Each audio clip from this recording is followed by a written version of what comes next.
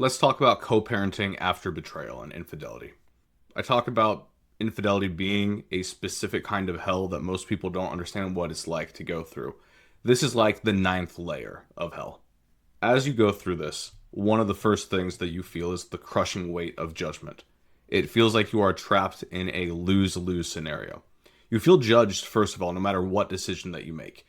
If you stay, people say that you're weak or enabling the bad and abusive behavior. If you leave, people say that you're unforgiving or breaking up the home. It feels as though every path is wrong and somehow it's your fault, even though you're not the one that went against your vows. And all of this noise, no matter how strong you are, starts to drown out your own intuition and ability to trust yourself, which was already broken down by the fact that the person you thought you could trust and who was trustworthy betrayed you. But these people do not see what it is that you carry. You're carrying the weight of being a parent and a betrayed partner at the same time. You don't have the luxury, space, or time to fall apart. There are lunchboxes to pack, homework to check, nightmares to soothe, all while your own internal world is collapsing. And there's something cruel about having to hand your child over to someone who broke your trust. It goes against every single instinct that you have. You are biologically wired to protect your offspring. Yet the court or the custody schedule demands that you hand them to the very person that caused you this panic and anxiety and depression that you're dealing with. You have to smile, wave, and act normal for the sake of the kids, even when inside you're screaming. One moment, you might be crying on the bathroom floor, and then the next you're putting on a cartoon or a silly voice for your toddler. You're pivoting back and forth between protecting your kid's innocence, or what's left of it, and trying to hold your own shattered pieces together.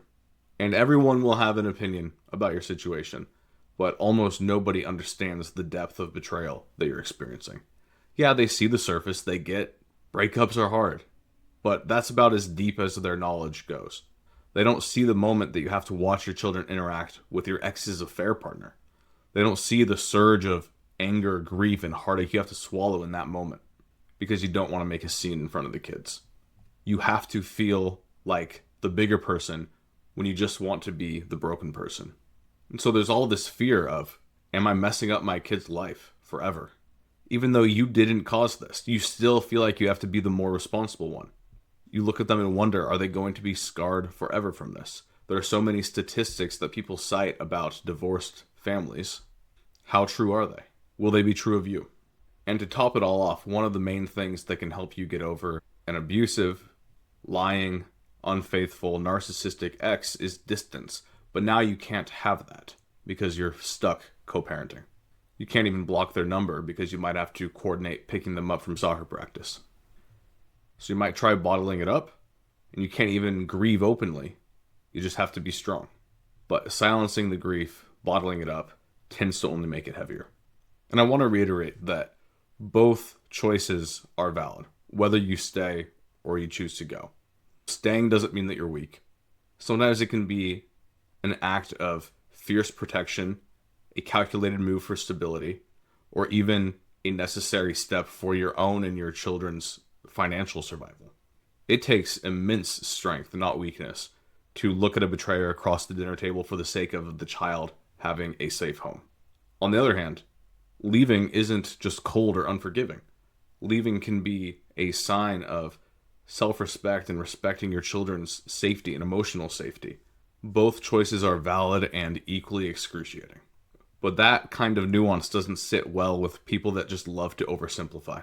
Trite phrases like just move on or just fix it or do it for the kids really don't fit with the complexity of processing trauma while actively parenting at the same time.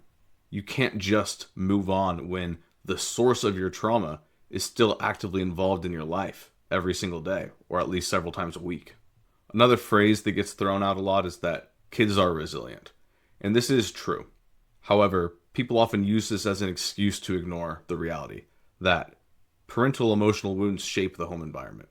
Kids are resilient, but they're also barometers. They feel your stress.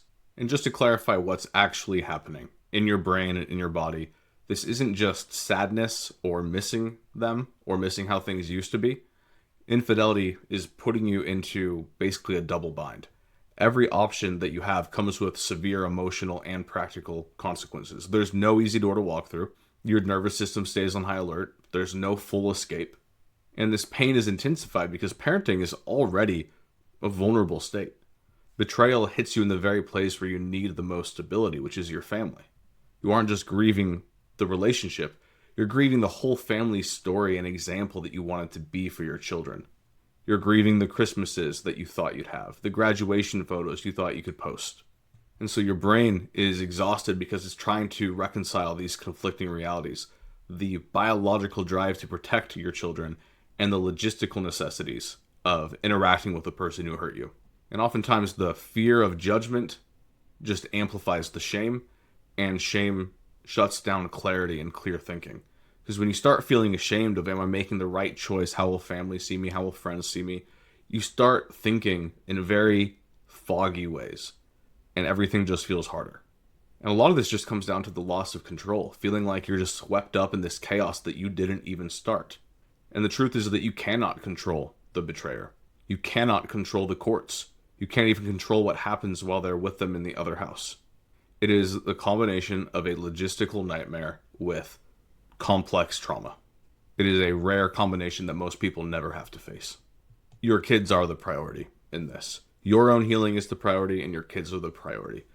Beating your ex, one-upping them in some way, gaining control back over them is secondary, and you know that. Your mental and physical safety, your children's mental and physical safety, that's all that matters. And you don't have to be perfect. There will be some tension with the kids. That can be restored. Attunement can be rebuilt. More practically, besides just focusing on yourself and your kids, create a co-parenting boundary plan. Do not wing these things. Have predefined ideas for communication. Things like, I'm only discussing XYZ today. Have specific rules for handoff. Decide physically where you will stand.